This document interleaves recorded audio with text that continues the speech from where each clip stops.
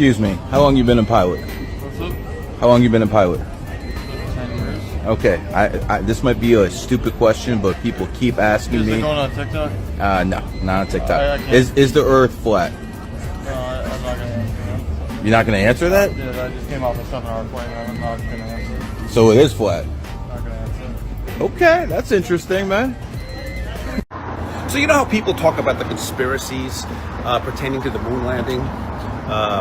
Primarily that we never went. It was all done in a studio. All the evidence is gone, etc., etc. I never gave it much thought. All my life, I never gave it much thought. But recently, I have. I've started thinking about it, and I give it a 20% chance, 1 out of 5, that we did not go. And before I was like 100% we went, etc., etc. But the reason I say that is the air conditioning.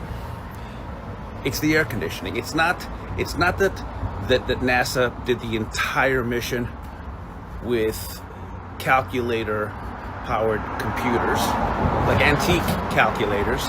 It's not that today we can't even deal with the radiation from space. Like, we've never gone that far out in relatively modern times because the radiation hasn't been, that issue has not been solved yet, but somehow we had it solved in 1969. 2 of the astronauts have said, not on their deathbed, but in their old age, they've admitted that we never went. And all the plans are missing. Like, everything's gone. Everything. I think one of the capsules exists, and it doesn't look like the kind of thing that would have made it there. But the biggest thing is this. This is what you have to think about. It's the air conditioning. So I have a car with a battery that weighs a ton, basically, more than 2,000 pounds. And it's enough to power the car. It's enough to power the car, and you can sit in it and use it and be comfortable. It's got climate control, but the air conditioning in those particular capsules on those spaceships, it was 275 degrees outside. You understand? 275 degrees. They were using 2 car batteries, okay? It's just, there's never been any kind of air conditioning technology to match that. And if there has, it's still top secret, because no one knows what the heck they were using to cool or heat as far as climate control, because it went, like, my understanding, 200 degrees negative and 275 degrees positive, meaning heat or cold. 275 below zero or 275 above. So that's something to think about. It's the air conditioning. That's, until someone explains that to me, I'm gonna have my doubts. About to ruffle some feathers. Y'all ready? Here, that's better. Where are the tire tracks, y'all? Seriously, show me where the tire tracks are. There should be some kind of impression from the tires, right? Look, that's a little footprint, allegedly. This right here, look at the little rocks. Like, that's no tire tracks. I'm just not getting that. See, like, look, there's some tire tracks right there, but there's none. Oh, you can see that right there. Okay, look, but the first one I showed y'all, it was slinging dirt up everywhere and dust everywhere, they said, so they stopped driving it. Fixed the fender. I guess homeboy just never got off of it. I guess he just sat there. He's the friend that's like, hey, sit in the truck. He's that friend. Anyways, so yeah, somebody explain to me where they are. And I mean, what y'all think about this suit? Take a good look at this one right here. I don't see any tire tracks on this one. I see dust, but it's flinging forward. Why would dust be flinging forward if he's driving forward? Also, what's up with his hand, man? This looks almost like a doll. You know what I'm saying? Like one of them, the one that you got in your basement. Yeah, you know that one. Yeah, the one in the basement.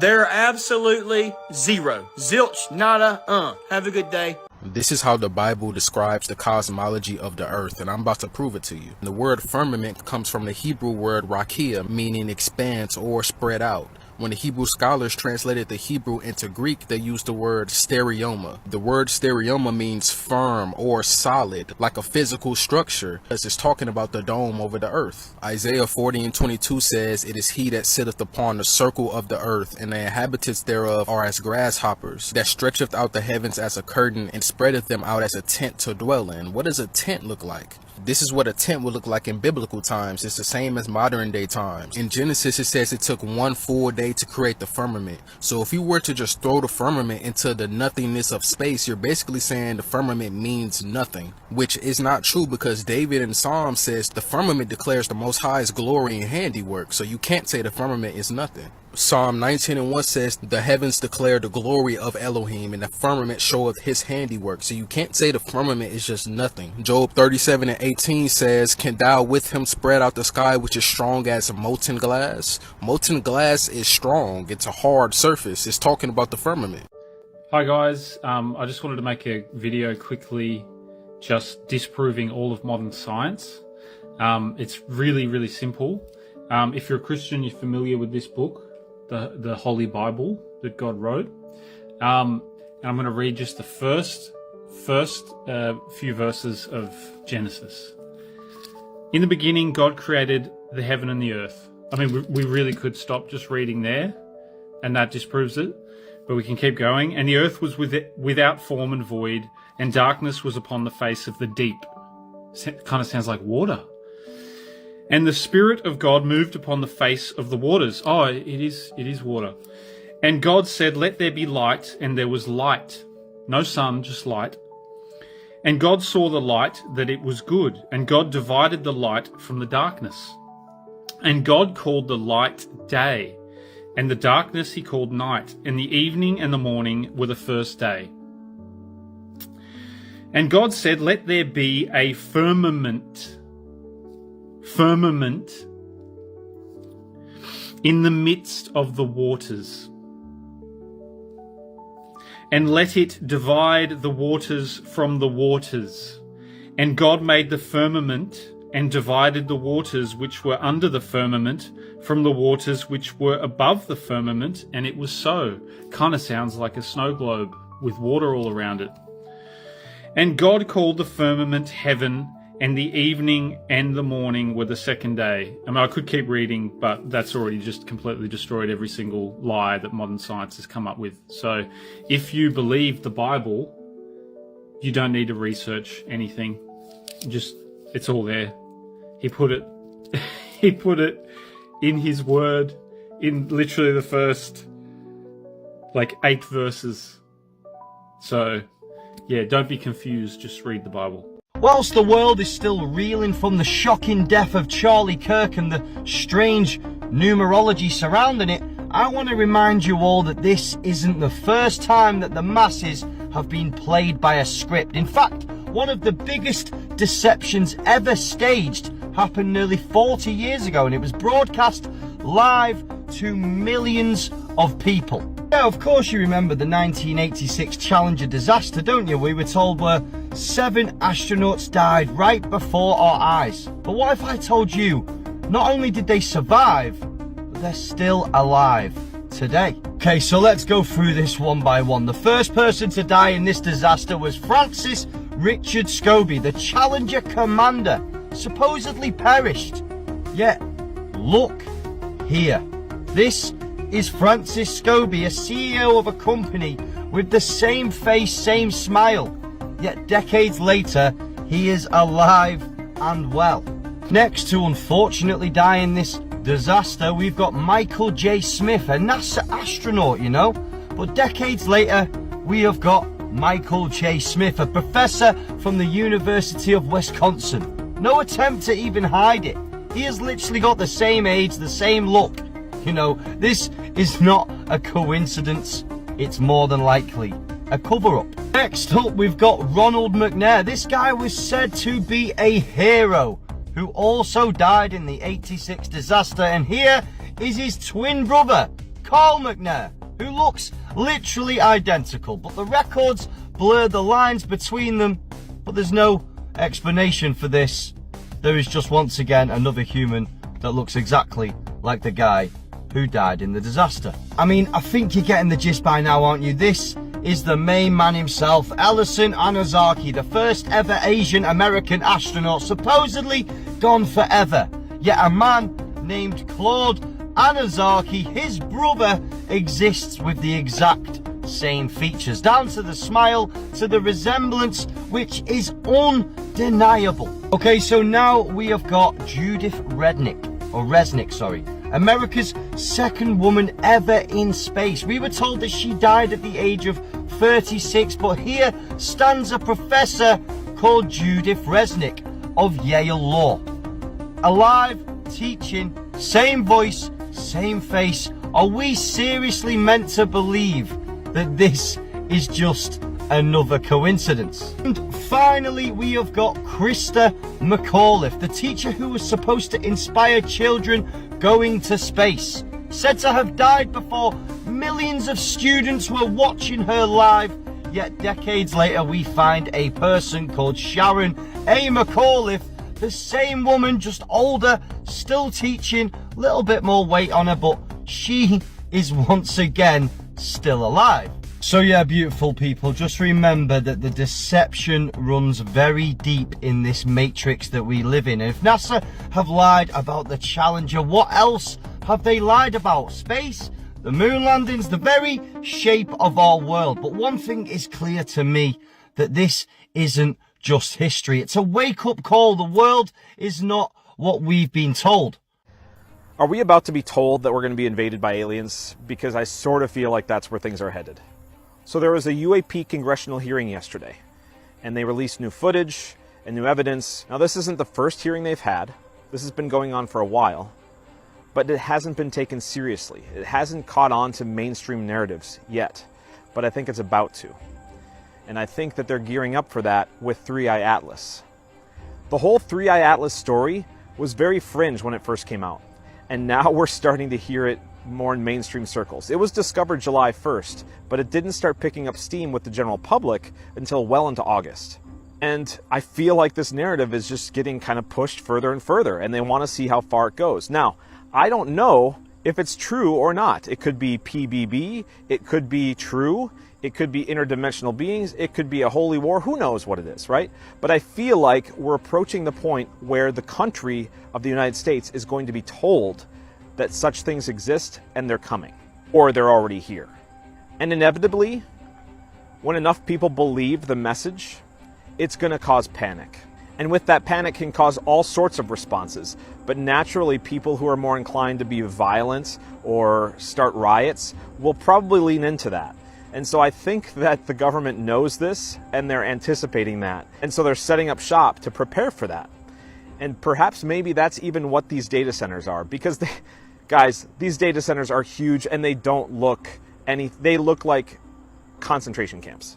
So if 3i Atlas is supposed to arrive sometime next month to Mars and then be closest to us, I think in December, we're looking at a window sometime in 2025 where this narrative is going to continue to be pushed if this is what's happening. And this could very well be the nudge needed to push us into a UBI system or a cryptocurrency system or a one world order or any of those things. I mean, we're seeing unsettled societies across the globe. And I feel that that further illustrates the possibility that this is coming. In Stanley Kubrick's 2001 A Space Odyssey, made in 1968, the crew didn't have the luxury of modern-day digital visual effects. They had to rely on miniatures and practical effects, like this floating pin. It was attached to plexiglass with a piece of double-stick tape. I had to try it myself, and it was not easy getting rid of the reflections, but I'm sure in a controlled environment it'd be a lot easier. When it came time for the actor to grab it, she just pulled it off the plexiglass, like this. Basically, they attached one corner of the plexiglass and it acted as a big pendulum. I can't imagine the pressure the effects department was under. Stanley Kubrick was a known perfectionist, but I'm sure they understood the gravity of the situation. If your flight had to make a sudden emergency landing and landed over 1,000 miles away and 3 to 4 states away from anywhere you're supposed to be, would you question why? Let's talk about it. So a flight from New York to Hawaii had a pregnant woman on board who went into labor, and they had to make an emergency landing immediately. Where did they land, you ask? Seattle, Washington. Now, upon looking at that flight pattern, it goes about the top left corner of New Mexico is about the closest you could be to Seattle, either somewhere in there or Arizona. Now, hypothetically, let's just say they were the closest they could have been to Seattle in order to make this make any type of sense. So pretty much anywhere between northeast Arizona and northwest New Mexico, Albuquerque area. Now, if I had somebody going into labor, would I risk a 3-hour detour from Albuquerque to Seattle? Just rough numbers. They were somewhere around Albuquerque. Gotta be for this to make sense, you know what I'm saying? Because Seattle was close, right?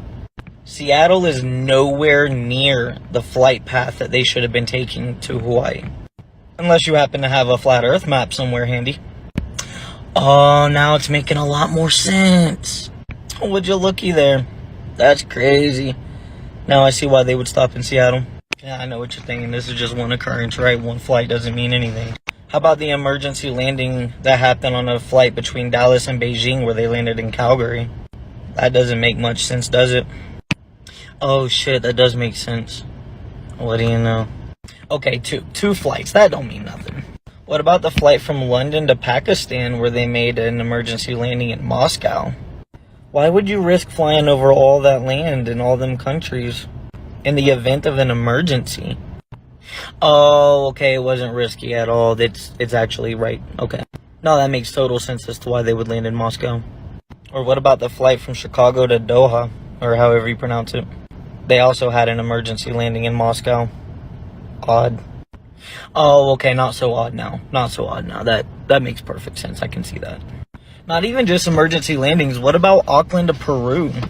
Why would you go all the way up here to Los Angeles and then down to Peru? Why couldn't you just go across? It's the same amount of ocean almost. I mean, pretty close. Oh, okay, because Los Angeles is in a direct line almost of Peru and Auckland. Man, that's crazy. Wake up, guys. They're lying to you. The earth is flat, guys. It's time to wake up. Take back your freedom. Peace and love. The Flat Earth map dates back over 1,000 years. This map is credited to being created by a Persian astronomer. His name was Al-Biruni, and he lived between 973 AD to 1048 AD.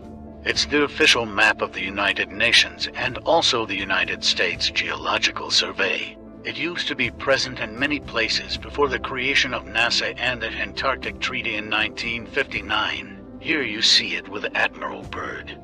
This map has been restored by Dmitry from Russia with suggestions of mine, Eddie Alenkar. Known by my YouTube channel Flat Earth Banjo, I asked Dmitry to include the Bermuda Triangle and Point Nemo, a place deep in the Pacific where NASA buries rockets. Then Robert Tozzi, a professional mapmaker, came along and enhanced the map even more. There are many people now selling this map online, but if you could order it from my online store, I would greatly appreciate it.